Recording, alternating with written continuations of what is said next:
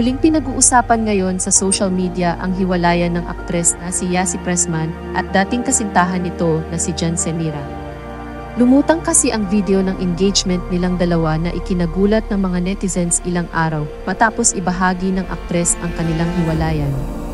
Makikita sa videong ibinahagi sa Vimeo Notion in Motion na ibinahagi rin ng fashion police ang umiiyak na si Yassi habang tinatanggap ang marriage proposal ng emosyonal na si Jan.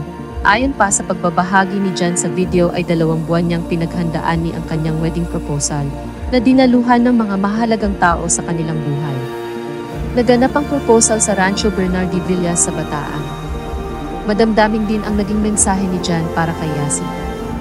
Anya, from day one, it's always been you.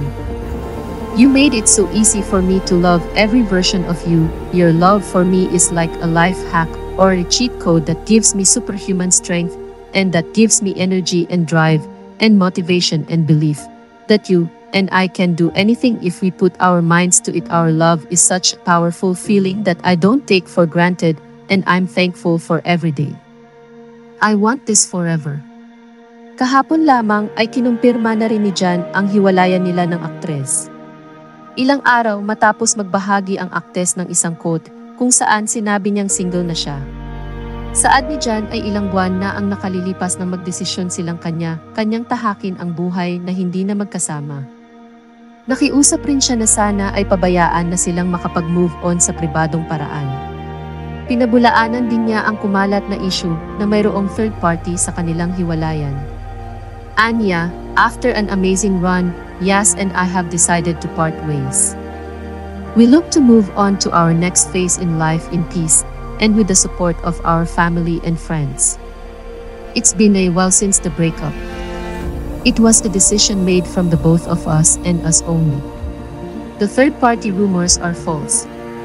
We wish each other the best and will always appreciate what we had.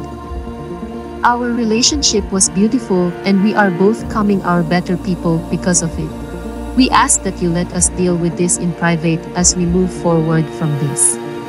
Napakomento naman ng ilang netizens sa tila pinagtagpo, ngunit hindi itinadhanang kwento ni Yassi at Jan. Anila, hala nakakalungkot ito, bakit hiwalayan ang ending? Sayang naman, nag-iyakan pa sila Jan tapos hindi rin pala matutuloy. Ay, what went wrong kaya? The Marites in me wants to know.